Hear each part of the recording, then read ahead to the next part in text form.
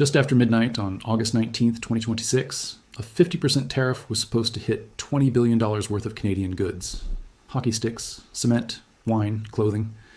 Then, with hours to spare, it didn't happen. Late on Tuesday night, the President of the United States posted on Truth Social that he was pausing the tariffs, saying the two countries, quote, subject to the finalization of documents, have a deal. No signed paper, no press conference, just a social media post, a countdown clock frozen with hours to spare, and a Canadian Prime Minister who, instead of celebrating, told his own country that important work still remained. The contrast, a triumphant American headline versus a cautious Canadian one, is the story we're going to walk through today, because it did not begin this week, and it is far from finished. To understand why a tariff deadline in the middle of August could dominate news coverage from Ottawa to Washington to London, you have to go back to February of 2025, when Donald Trump, freshly back in office, stood aboard Air Force One on his way to the Super Bowl and told reporters he was about to impose 25% tariffs on all steel and aluminum imports, including from Canada. According to Global News, Canadian Steel Producers Association President Catherine Cobden said her industry was deeply concerned, and the Canadian Chamber of Commerce warned that the uncertainty itself was already hurting businesses. That was the opening move. Within weeks, those steel and aluminum tariffs actually landed on March 12, 2025, and Canada's then Trade Minister, Mary Ung, called them unjustified in a formal statement from Ottawa, arguing they violated both the trade agreement between the two countries and World Trade Organization rules. Canada requested formal consultations, the first legal step in a dispute, but the tariffs stayed. At the same time that the economic pressure was mounting, something else was happening, something political and, frankly, personal. Trump began talking publicly about Canada becoming the 51st American state. Not as a joke, according to his own later comments to Time magazine, when he was asked directly whether he was trolling about acquiring Greenland or making Canada a state, he said, quote, wouldn't mind, when asked if he wanted to be remembered as a president who expanded U.S. territory. Reporting from CBC News and Radio Canada later confirmed that Trump raised the 51st state idea directly with Canada's incoming Prime Minister during a phone call on March 28, 2025. That Prime Minister was Mark Carney, a former central banker who had just taken over the Liberal Party and been sworn in on March 14, 2025, following Justin Trudeau's resignation. Carney's response to that call became one of the defining moments of his early leadership. He confirmed, at a campaign stop in Port Moody, British Columbia, that Trump had indeed used the 51st state language, but insisted the president had, quote, absolutely respected Canadian sovereignty during the substance of their talks. Still, Carney didn't downplay the threat. Days earlier, when he called a snap election for April 28th, he told supporters in St. John's, Newfoundland, that Trump, quote, wants to break us so America can own us, and vowed that would never happen, according to CNBC's coverage of that rally. It was a blunt framing of an American president as an existential threat to Canadian sovereignty, and it worked politically. According to CNN's analysis at the time, the Liberal Party's Carney rode a wave of nationalist backlash, often summarized by the campaign slogan, elbows up, a hockey term describing a defensive posture, straight into a general election victory that had seemed nearly impossible for his party only months earlier. Here's the piece of context that makes this whole saga feel less like ordinary trade friction and more like a genuine test of two leaders sizing each other up. Polling cited by Global News at the time found that roughly 90% of Canadians would vote against their country joining the United States if it were ever put to a referendum.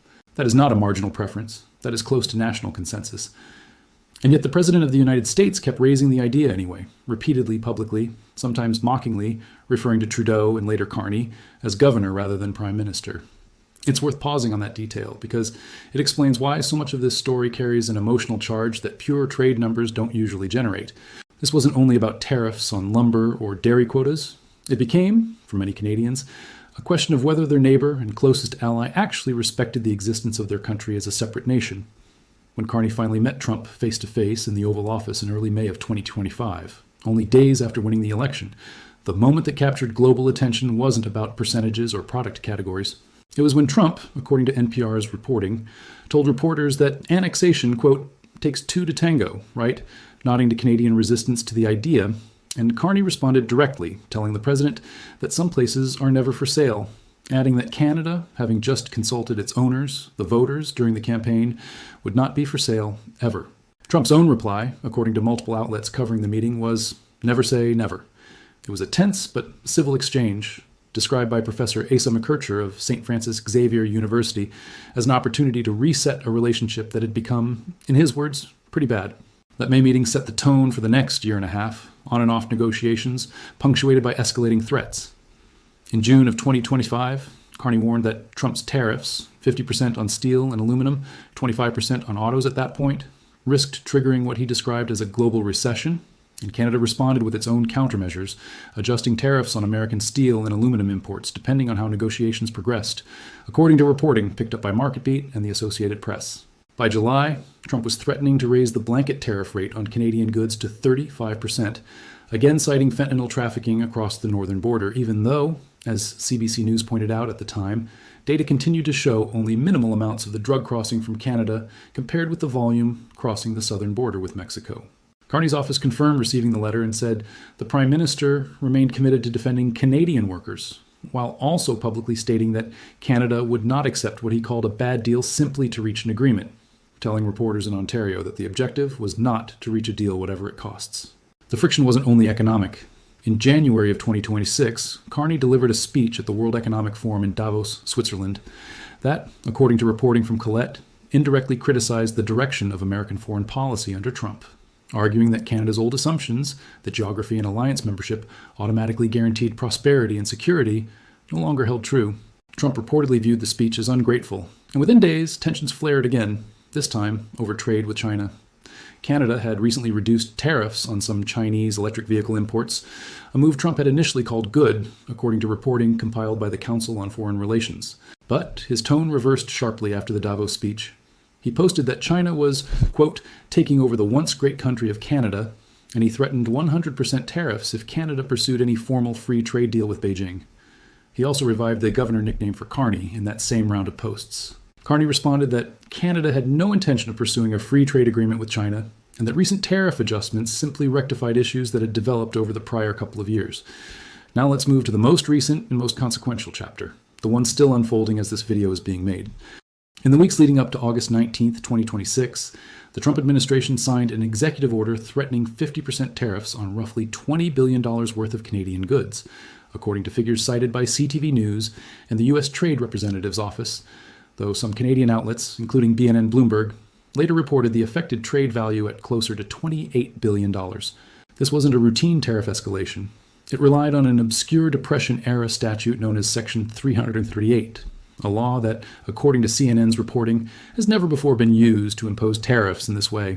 Crucially, unlike some of Trump's earlier tariff actions, this one contained no exemptions for goods that otherwise qualify for preferential treatment under the trade agreement linking the United States, Canada, and Mexico.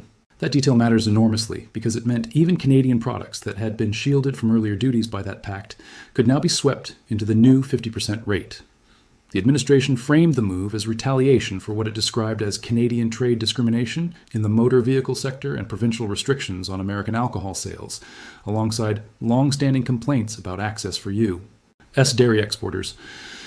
The Canadian side did not sit quietly. Trade Minister Dominic LeBlanc and Canada's chief trade negotiator Janice Charette spent much of the preceding week in Washington, meeting repeatedly with U.S. Trade Representative Jameson Greer. According to CBC News, sources on both sides described the American offer as one that would lower some sector-specific tariffs, though not as far as Canadian negotiators wanted, while the SI side pushed for preferential access to Canadian critical minerals and broader provisions covering security and energy. On August 14th, 5 days before the deadline, Greer told reporters in Des Moines, Iowa, that the administration would proceed with the new tariffs unless Canada dropped its own retaliatory measures, and Quebec's economy minister, Bernard Drainville, said publicly at the time that the two sides were still, quote, quite far from an agreement. Candice Lang, president and CEO of the Canadian Chamber of Commerce, and a member of Prime Minister Carney's own advisory committee on Canada-U.S. economic relations, became one of the most quoted voices throughout this final stretch. She described Canadian businesses as having spent, quote, well over a year doing a high-wire act, holding off on hiring, investment, and growth, uncertain whether the ground beneath them would shift again. She warned that if the 50% tariffs actually took effect, the impact on many firms would be, in her words, non-absorbable, pushing the country into what she called uncharted territory. Dan Kelly, president of the Canadian Federation of Independent Business, representing roughly 103,000 member businesses, told CNBC that a 50% tariff essentially makes a product uneconomic to sell into a particular market, and reported that some American buyers had already begun holding off on future orders simply in anticipation of the new duties. Then came the night of August 18th.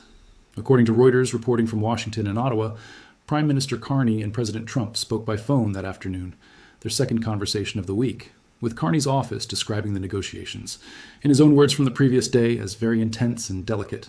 Hours later, close to midnight, Trump posted on Truth Social that he was pausing the 50% tariffs for a 3-day period, stating that Canada and the United States, subject to the finalization of documents, have a deal. He offered almost no specifics beyond a passing reference to the Keystone XL pipeline, the long-stalled cross-border oil project that Trump had authorized during his first term before it was canceled under the Biden administration, saying it, quote, may be awoken from the grave. The Office of the U.S. Trade Representative followed with its own statement, describing the emerging deal as including comprehensive market access for American goods, economic security commitments, and digital trade alignment, while also stating it would continue to protect the American market and American workers alongside what it called Canadian partners. Carney's public response, issued roughly an hour after Trump's post, struck a noticeably different tone. In a written statement, he said substantial progress had been made, although important work still needed to be done, confirming that the tariff postponement would run until the end of the day on Friday, later reported by multiple outlets as extending to August 21st. There was no declaration of victory in his words, no matching enthusiasm to Trump's all-capital letters, deal. It was measured, cautious, and, according to analysts quoted by the Globe and Mail, deliberately so, because Canadian negotiators know that a social media post promising a deal and a signed, ratified trade agreement are two very different things. That gap between announcement and reality is worth sitting with because it's the central tension running through this entire story. On paper, $20 or $28 billion in threatened tariffs sounds enormous until you compare it with the full scope of trade between the two countries. According to figures reported by NBC News, the total value of U.S. imports from Canada last year sat at roughly $382 billion, meaning even the maximum threatened tariff package touched only a fraction of the overall trading relationship, but percentages can be misleading. A 50% duty on a specific product line, cement, hockey equipment, certain textiles, doesn't just squeeze margins. It can eliminate a market outright, which is exactly what business groups like the Canadian Chamber of Commerce were warning about in the days before the pause. There's also the matter of what both leaders actually had to gain or lose by avoiding a full-blown escalation right at that moment. According to the Associated Press, nearly 72% of Canada's total goods exports flow to the United States, an extraordinary degree of economic dependence that gives Washington enormous leverage in any negotiation, but also means real damage to American importers and consumers if tariffs actually bite. Ryan Majoris, a partner at the law firm King & Spalding and a former U.S. trade official, told the Associated Press that neither side truly wanted the tariffs to take effect, describing what he called a pretty strong push on both sides to find an off-ramp, particularly with American voters, as the AP noted, already frustrated by the cost of living heading into November's midterm elections. A fresh round of tariffs, paid in practice by U.S. importers who typically pass the cost along to consumers, was politically risky timing for the Trump administration, as much as it was economically risky for Canadian exporters. So what actually happened in Ottawa and Washington in those final hours before the deadline, based on the most current reporting available as this video is being finished? According to Bloomberg's Canada Daily newsletter, published just hours after the pause was announced, the two sides appeared to be moving toward a deal that would include 25% tariffs on steel and aluminum, a reduction from the 50% rate that had been in place on those specific sectors for more than a year, according to CMT News reporting on Carney's negotiating priorities. That would represent real, tangible relief for two of Canada's most tariff-battered industries. But Bloomberg's own framing was careful, describing the two countries as, quote, ever closer to a trade deal, language that signals progress without confirming completion. As of the most recent reporting available, no signed, finalized agreement had been published, and Trade Minister LeBlanc, when asked directly by CNBC whether a reduction in steel and aluminum tariffs was actually on the table, declined to confirm anything, telling the outlet in a text message that negotiations were still ongoing, and the Canadian side would not provide further comment while working toward what he called a finalized agreement. Trump, for his part, spoke to reporters on Wednesday, August 19th, while touring construction projects on the White House grounds, describing what he called a very good conversation with Carney and saying, quote, they called yesterday and they gave us the points that we had to have, characterizing the emerging arrangement as a very fair deal for both sides. He said Canadian tariffs would be, in his words, non-existent for American farmers, though he did not specify exactly which duties he meant.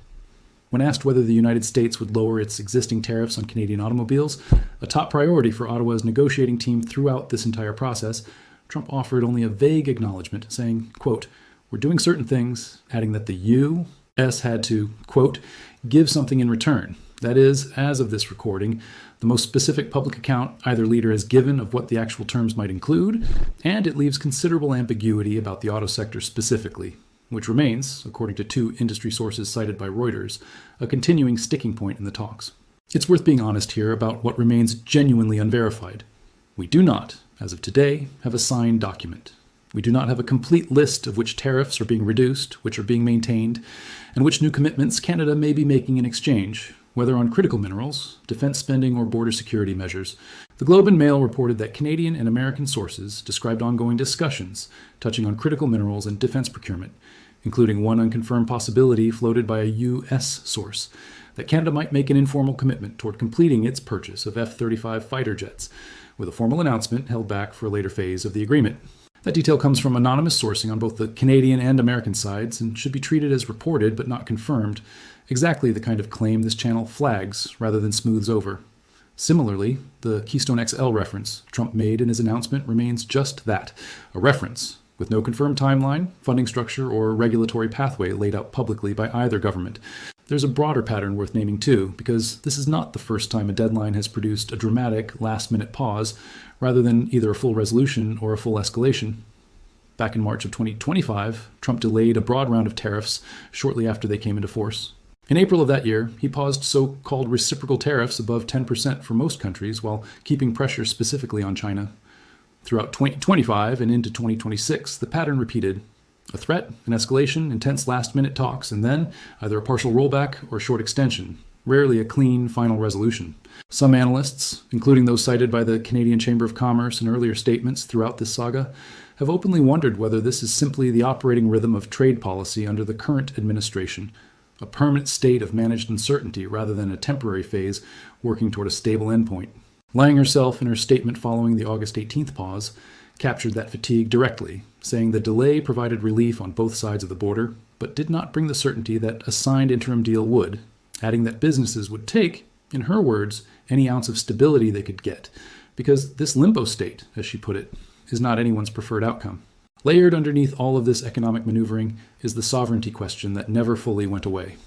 Even as trade negotiators worked through tariff schedules and steel quotas in Washington conference rooms, Carney's government made a symbolic point of inviting King Charles III, Canada's head of state, to personally deliver the country's speech from the throne in Ottawa in May of 2025, an extraordinary and rare gesture that Carney himself described as sending a very clear message to other countries around the world. It was widely interpreted, including by Politico's Canadian political correspondents, as a deliberate, dramatic underscoring of Canadian sovereignty at a moment when the American president kept publicly floating annexation.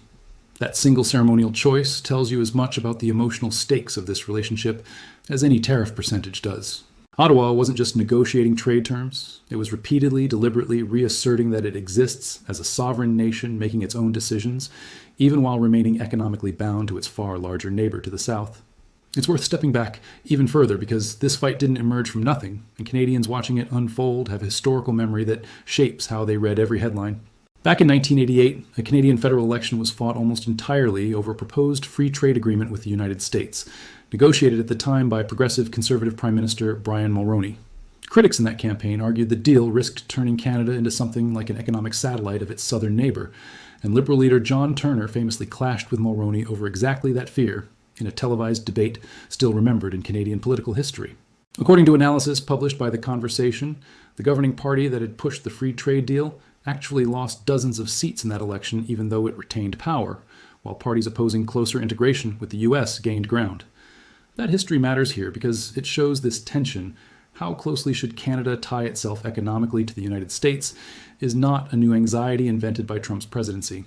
It's a recurring, decades-old current in Canadian politics that resurfaces whenever Washington applies serious economic pressure. That historical echo is part of why Carney's government began talking, starting in mid-2025, about what it called Fortress North America, a rebranding effort aimed at describing closer continental economic and security integration in terms of strength and self-reliance rather than dependency. According to reporting from The Conversation, Carney first used that specific phrase publicly at an international gathering built around progressive policy leaders, a venue chosen, according to Canadian academic Richard Nimogene, partly to blunt criticism from within Carney's own political base, where a more sovereignty-focused wing has grown uneasy about any language suggesting deeper integration with an unpredictable American administration. Nimijan and others have pointed to what they call a widening gap between Carney's public rhetoric of increased Canadian independence and the practical substance of how his government has actually negotiated with Washington. Even as polling suggests, everyday Canadians remain broadly comfortable with that balancing act for now. That domestic political tension became sharply visible in October of 2025, when talks between the two countries broke down entirely, not over a tariff line item, but over an advertisement. According to reporting cited by the Globe and Mail, Trump walked away from an active round of negotiations after Ontario's provincial government ran an anti-tariff advertising campaign that the American side considered inflammatory. Ontario Premier Doug Ford had become one of the most visible provincial voices in this entire saga, appearing at public events wearing a hat reading "Canada is not for sale," a phrase that closely echoed Carney's own Oval Office comment to Trump 5 months earlier. The October breakdown set talks back by weeks and illustrated just how fragile this process has been throughout, vulnerable not only to tariff disputes themselves, but to any perceived provocation on either side, whether from federal negotiators in Ottawa or provincial leaders acting on their own. Meanwhile, the steel and aluminum file, one of the specific sectors now reportedly under discussion for a reduced 25% rate as part of this week's emerging deal, has its own long and painful history separate from the broader tariff war. Section 232 tariffs on Canadian steel and aluminum, justified originally on national security grounds, a designation Canadian officials have repeatedly called absurd given the two countries' deeply integrated defense and manufacturing supply chains, were reimposed in March of 2025 and later doubled to 50% in June of that year. According to a statement from the Canadian Chamber of Commerce at the time, doubling those tariffs was, in the organization's words, antithetical to North American economic security, and lying pointed back to the previous round of steel tariffs imposed in 2018 during Trump's first term, noting that those earlier duties had produced significant net job losses within the United States itself, not just in Canada. That historical precedent, tariffs meant to protect American industry, instead damaging American employment, has been repeatedly cited by Canadian officials and business groups as evidence that the underlying economic logic of these measures doesn't hold up even on its own stated terms. There's also a temporary relief measure worth understanding because it shows how complicated compliance has become for businesses on the ground, regardless of what happens at the political level. According to tax and trade guidance published by KPMG, Canada had been offering temporary remissions, essentially partial exemptions, on certain steel and aluminum goods used domestically for manufacturing, food and beverage packaging, agricultural production, public health, and national security purposes. Those remissions were set to expire on June 30th, 2026, adding yet another layer of cost pressure on Canadian manufacturers, just as the federal government was simultaneously trying to negotiate broader relief from Washington. It's a reminder that this story isn't only about headline tariff percentages between two national governments. It plays out in granular, sector-by-sector policy details that shape real hiring and investment decisions inside individual Canadian companies. Exactly the kind of high-wire act Candice Lang described businesses enduring for well over a year. Looking ahead, there's one more structural deadline hanging over this entire relationship that goes beyond whatever gets finalized this week. The broader trade agreement linking the United States, Canada, and Mexico is scheduled for a formal review in 2026, a built-in checkpoint that could reshape the rules governing nearly all cross-border trade on the continent, not just the specific sectors currently caught up in tariff disputes. According to reporting from Euronews and the Council on Foreign Relations, the Trump administration has pushed to accelerate that review timeline, potentially moving it up within the current calendar year rather than waiting for the originally scheduled date, while Canada and Mexico have both expressed support for extending the existing agreement largely as is. How this week's tariff pause and any eventual signed interim deal interact with that larger pending review remains genuinely unclear, and it's a question none of the officials quoted across dozens of statements this week. Not LeBlanc, not Greer, not Carney himself have directly addressed in public. So where does that leave things today, as of August 20th, 2026? The immediate crisis has been paused, not resolved. The 50% tariffs that were due to hit at midnight on the 19th are on hold until at least the end of the day on August 21st, according to Carney's own statement. Negotiators from both countries, led by LeBlanc and Charette on the Canadian side and Greer on the American side, remain engaged in what LeBlanc himself described, in a brief statement to reporters outside the Prime Minister's office in Ottawa, as continued collaborative work toward what he called a finalized agreement. Whether that agreement actually materializes by Friday, whether it includes the 25% steel and aluminum rate Bloomberg has reported, whether it resolves the auto tariff question that both LeBlanc and outside analysts have flagged as the toughest remaining sticking point, and whether Keystone XL genuinely moves forward as part of the package, all of that remains open. This channel will be watching closely, and will bring you the confirmed details the moment an actual signed agreement, rather than a social media announcement, is published. Before we close, let's be transparent about where every claim in this script came from, because that matters more in a story this contested than almost any other kind. The tariff figures, the executive order details, and the Section 338 legal framework were reported by CNN, Reuters, and CTV News. The timeline of tariff escalation from February 2025 through the present was drawn from CBC News, the Associated Press, MarketBeat, and Euronews. Direct quotes from Prime Minister Carney and President Trump, including the Oval Office Exchange and the Truth Social posts, were reported by NPR, NBC News, and CBC News, and cross-checked across multiple outlets where possible. Business community reaction came from statements and interviews given to the Canadian Chamber of Commerce, CNBC, and BNN Bloomberg, particularly from Candice Lang and Dan Kelly. The unresolved, currently unconfirmed elements of this story, the exact final tariff schedule, the reported F-35 discussion, and the practical status of Keystone XL were flagged as such because, as of this recording, no government document, press release, or named official has confirmed those specifics on the record.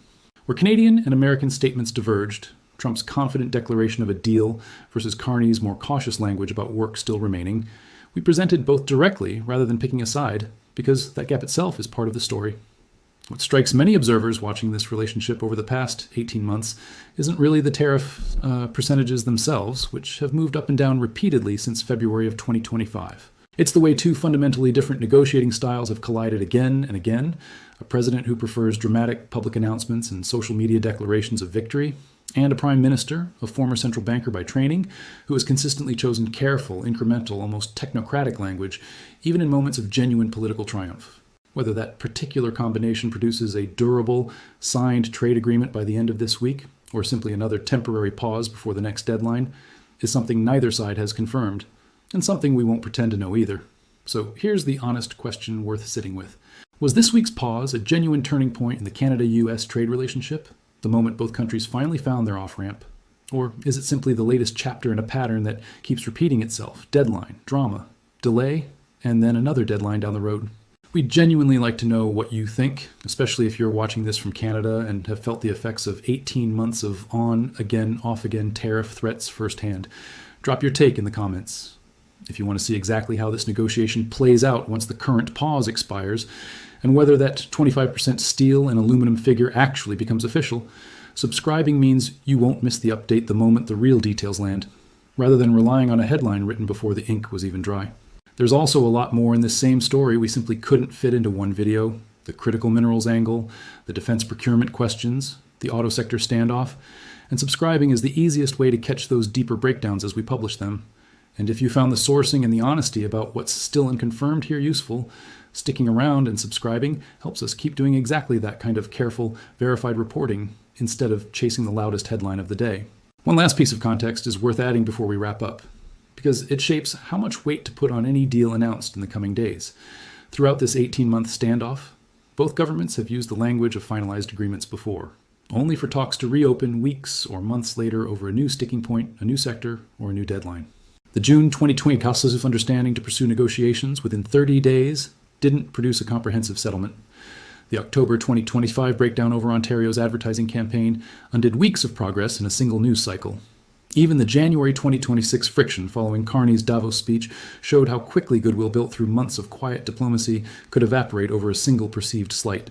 None of that means this week's pause is meaningless. Businesses on both sides of the border clearly needed the relief, and Bloomberg's reporting on a potential 25% steel and aluminum rate would represent real, tangible movement if confirmed. But the pattern itself is the story as much as any single announcement, and it's why Carney's own government, even in its own celebratory language, keeps stopping short of calling anything finished. Ottawa has learned through repeated experience over the past year and a half that a pause is not the same thing as peace, and a social media post is not the same thing as a signature on a page. Thanks for watching, and we'll see you in the next one.